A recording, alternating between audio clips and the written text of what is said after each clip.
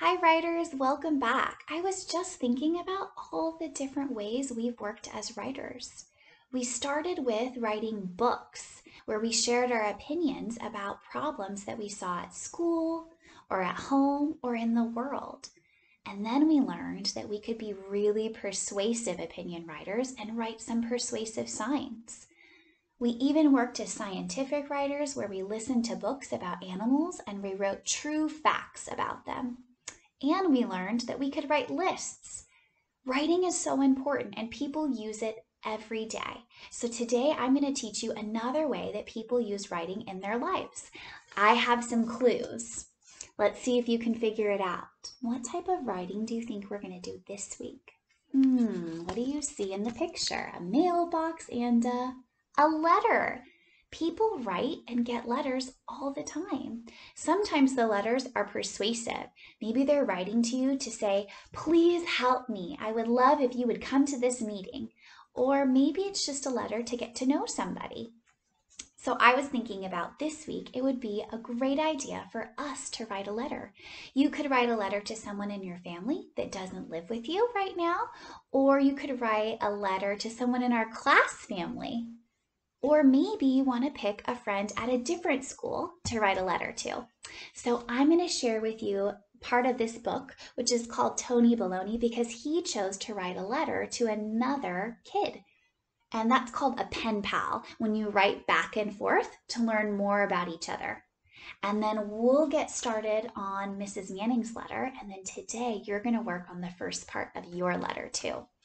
On Thursday, you're going to mail your letter in the mail to give it to whoever you want, who is your pen pal. Or you could take a picture of it and send it on the computer. Okay, you ready? Tony Baloney, Pen Pal, by Pam Munoz Ryan and Edwin Fotheringham. Now, this is a chapter book. I'm just going to read the first part. Pen Pal Month.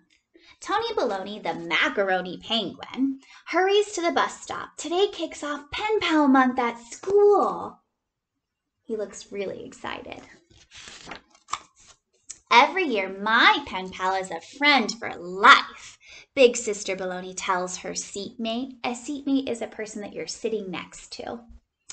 Tony Baloney hopes his pen pal will be a friend for life too. So writing letters is one way that you can grow your friendship and get to know someone. In class, Mrs. Gaboni beams. Beams means she's really happy. Our pen pal letters are here. We will write back and forth all month. Everyone cheers. After school, Mama and Papa Baloney ask about the pen pals. Big Sister Baloney says, my pen pal is Irene. She plays the violin. She is a star student, and she's a big sister too. Tony Baloney says, my pen pal's name is Sam. He rides a scooter. He's in the middle of his family like me, and he plays baseball. So writers, you've probably noticed that they're reading the letters and they're learning more about their pen pal. So let's get started on my letter. The first step is I need to think about who do I want to write a letter to. I could write it to somebody in my house and then I don't have to mail it. Or I could think about somebody that doesn't live in my house, like my little sister or my little brother or my mom or my grandma and grandpa or my teacher friend, Miss Emmerich. I think I'm going to write my letter to Mr. Manning. Even though he lives in my house, I think it would be fun for him to get a letter, and then maybe he'll write me a letter back. I would love that. Okay, so I know who I'm going to write my letter to. Do you know? Did you take some time to think about who are you going to write a letter to this week? Keep thinking if you don't have an idea. Okay, so the first part of your letter is called your greeting. And we already know how to do this because we did this in our opinion books. Remember when we had to address the audience and we said, Dear Room 1? That's a greeting that you find in a friendly letter. So I need to write, Dear Mr. Manning. So I'm going to choose my color. His favorite color, he really likes blue. So I think I'm going to write his letter in blue. And I could choose a smaller piece of paper to write on, but I just chose something big so that you could see my letter. Okay, you ready? So let me move this down a little bit. And I'm going to start at the top corner, the top left. Dear. Dear. Dear is an uppercase D and then a lowercase E, A, R.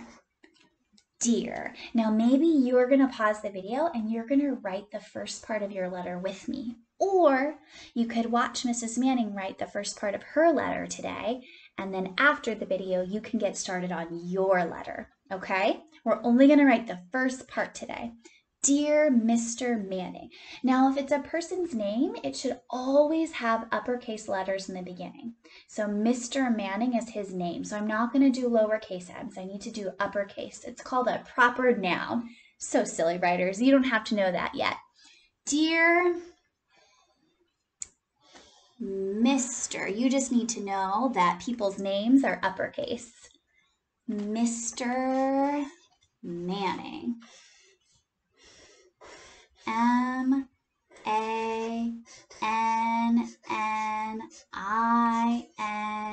Now something really important when you're doing your greeting like this, take it off. Dear Mr. Manning, you need to put something called a comma. That's a different type of punctuation. It's not a period because we're not stopping.